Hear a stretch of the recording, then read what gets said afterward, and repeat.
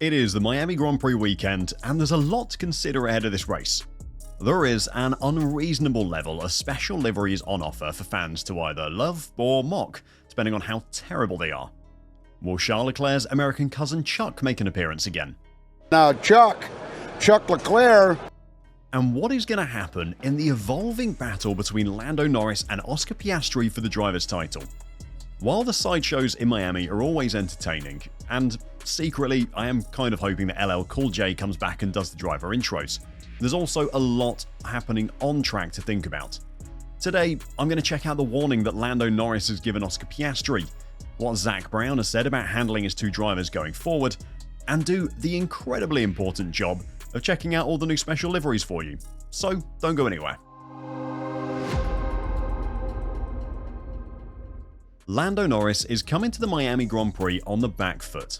His early advantage in the Drivers' Championship has been overturned by teammate Oscar Piastri, whose 10-point lead at the top of the Drivers' Championship has been established in the most cool and calm manner imaginable. While Oscar has been performing like the epitome of a driver's champion, Lando Norris has been the antonym of one.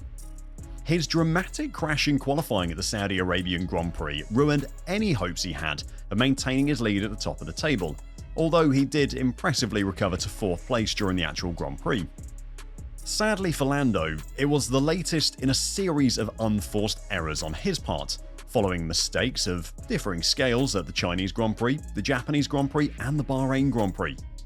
After the punishing triple header, Norris had the chance to head home and recuperate, and sent a warning to Piastri, saying he's ready to be back at his best in Miami. "It's been good to recharge after a busy triple header," Norris said. "But I'm excited to get back in the car, especially in Miami. It's where I won my first F1 race, so this place is special to me. The fans here also bring a great atmosphere, so I'm excited to see all the papaya in the stands. Last week I was back at the McLaren Technical Center with the team and back in the sim to prepare for Miami. It's a sprint weekend, which means there are more points to race for. It should be another good weekend. Bring it on." Of course, Lando's aspirations of a strong weekend aren't entirely dependent on his own performances. Oscar Piastri has rightly received a lot of plaudits for his performances this season, and he has every intention of carrying on that incredible level that he's been at this weekend.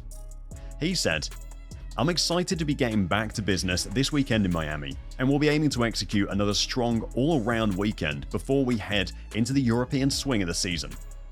At the moment, it really looks like the title battle is going to come down to between these two, and everyone involved in Formula 1 knows that when we get an intra-team battle for the Drivers' Championship, it's always going to get messy. Everyone remembers Hamilton versus Rosberg or Vettel versus Webber. When it's two drivers contending for the championship in the exact same machinery, they know that if they win, they are the better driver, and if they lose, and they're just slower than their teammate. Every driver will tell you that the person they want to beat more than anyone else is their own teammate. At some point, the relationship at McLaren is going to get spicy, and team boss Zak Brown knows it. Following the race in Jeddah, Brown was quizzed on whether becoming the leader rather than the chaser was going to change Piastri's mindset at all, as to which he responded, "I'm here to announce to everyone, I think he's only going to get stronger." That's a big show of faith from the McLaren boss, who has always been a massive Lando fan. But of course, McLaren know that they've got two great drivers, but the ceiling for Piastri, who's only in his 3rd season in F1, looks sky high right now. Zak was then asked what Piastri getting stronger meant for Lando. "We've got our two number ones. I think they're equal, they race each other hard. I think we've yet to see them really have an epic battle, and I think that day's coming. I'm looking forward to it. They race hard, they race clean, so I know everyone's waiting for that big moment. I think it's going to be a bit of a non-event for us internally. We know it's more of a when than an if. We have two great Grand Prix drivers racing hard, next to each other the majority of the time. Something's going to happen, but that's racing, so I'm excited." Zak might know that a battle is coming, and he might say that for the team it's going to be a non-event and mean nothing, but for us as fans, I know we're all hoping that it's going to be much more than nothing. McLaren are favourites for a race win again this weekend, and the battle for it between Norris and Piastri is going to be epic.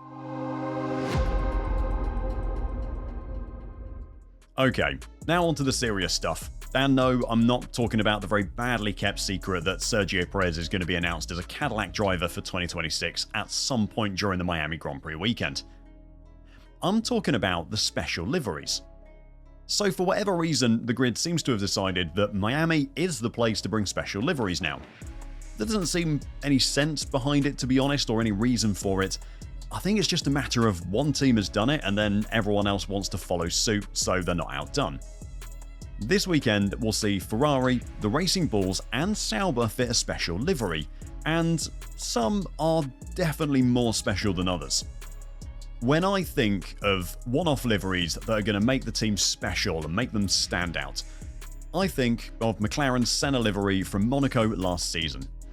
It is so obviously different from their normal livery, it stands out on track amongst all the other teams, and it just looks incredible as well. These are multi-million-dollar teams. They have the money to spend on incredible designers who can make show-stopping liveries. So why on earth has Sauber decided to run a special livery that is as boring as this? Sauber and title sponsor Stake have created what they're describing as an art car livery, with a variation on their usual green and grey that, according to the team's statement, transforms the car into a bold canvas of modern art, dominated by neon green paint that wraps around its curves, creating a sense of depth and excitement. Personally, I'm not going to say that the first thing I felt when I saw these photos was excitement. Actually, the first thing I did was go and have a look at the normal livery to see what had actually changed. This special one is a little bit greener, and it looks like it's been splashed with paint instead of kind of carefully painted. For me, that definitely isn't bold, it definitely isn't exciting, and I have no idea what sense of depth it's meant to be creating. Very disappointing from Sauber. Ferrari and sponsor HP's Miami Special brings a lot of blue and white to the usual red, in a car wrap that's up to 14% lighter, up to 17% thinner, and significantly more heat resistant than its predecessor. Personally, I don't really care about Ferrari and HP's advancement in paint technology, and I've said it before, I don't actually mind the white and blue of HP with the Ferrari red, and I don't really mind there being more of it either. There are also new race suits to go with the livery, which I think look nice as well. If I'm being completely honest, it is a better effort than the Sauber livery was, but I'm not going to go as far as calling this special at all. If they'd gone the whole hog and just fully embraced the blue and white, then this might have been a bit more special, but for me, it's just a complete miss again. One team did actually turn up with something that I would call a special livery though, and it's Red Bull's second team, who have this magenta-clad car that's inspired by Red Bull's Summer Edition White Peach drink.